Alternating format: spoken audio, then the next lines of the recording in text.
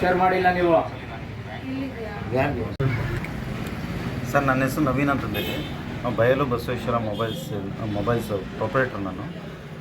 ನಿನ್ನೆ ಸಂಜೆ ಸುಮಾರು 6:30 ಟೈಮ್ಗೆ ಒಂದು 3 ಜನ ಹುಡುಗರು ಬಂದು ನಕಲಿ ನೋಟ್ ತಗೊಬಂದು ನಮ್ಮಲ್ಲಿ ಇರ್ತಕ್ಕಂಥ ರೇಖಾ ಮೇಡಮ್ ಸ್ಯಾಮ್ಸಂಗ್ ಪ್ರಮೋಟ್ರು ಅವರಲ್ಲಿ ಏನಂತಂದರೆ ಮೊಬೈಲ್ ಪರ್ಚೇಸ್ ಮಾಡಬೇಕು ಅಂತ ಬಂದರು.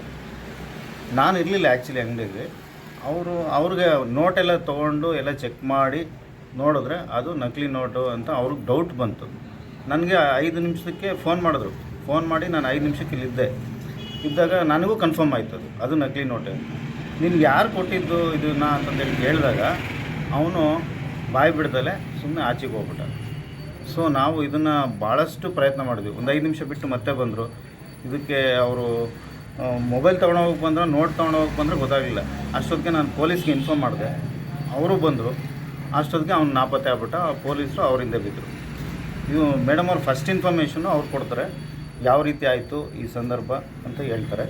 ನೋಡಿ ಸರ್, ಆ್ಯಕ್ಚುಲಿ ನಾವು ನನ್ನ ಹೆಸರು ರೇಖಾ ಅಂತ.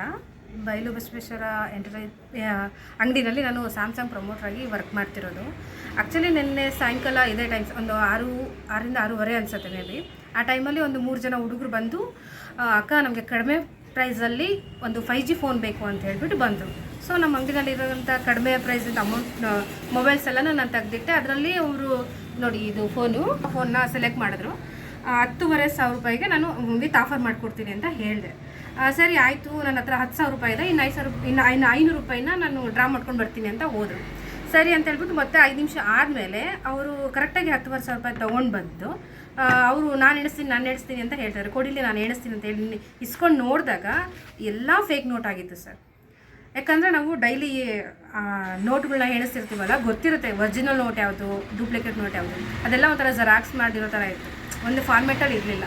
ಸೊ ಹಂಗಾಗಿ ನನಗೆ ಡೌಟ್ ಬಂತು. ನಮ್ಮ ಸರ್ಗೆ ಕಾಲ್ ಮಾಡಿದೆ ನಾನು. ವಿದಿನ್ 5 ಮಿನಿಟ್ಸ್ ಅವ್ರು ಬಂದರು. ಅದನ್ನು ಕನ್ಫರ್ಮ್ ಮಾಡಿಕೊಂಡು ಹುಡುಗರನ್ನ ಕೇಳಿದ್ರು, ಎಲ್ಲಿಂದ ಬಂತು ಇದು ನೋಟು ನಿಮಗೆ ಏನು ಅಂತೆಲ್ಲ ಕೇಳಿದ್ರು. ಆವಾಗ ಅವರು ಸ್ವಲ್ಪ ನರ್ವಸ್ ಆಗಿ ಅಲ್ಲಿಂದ ಅವರು ಓಡೋಗ್ಬಿಟ್ರು ಸರ್. ಇಷ್ಟ ಆಗಿತ್ತು ಸರ್. ಈ ವಿಚಾರವಾಗಿ ನಾವು ಆಲ್ರೆಡಿ ಪೊಲೀಸ್ ಪ್ರಕರಣ ದಾಖಲಿಸಿದ್ದೀವಿ. ಆ ದಿನ ಮುಂದಿನ ಕ್ರಮ ಪೊಲೀಸ್ನವರು ಕೈಗೊಳ್ತಾರೆ.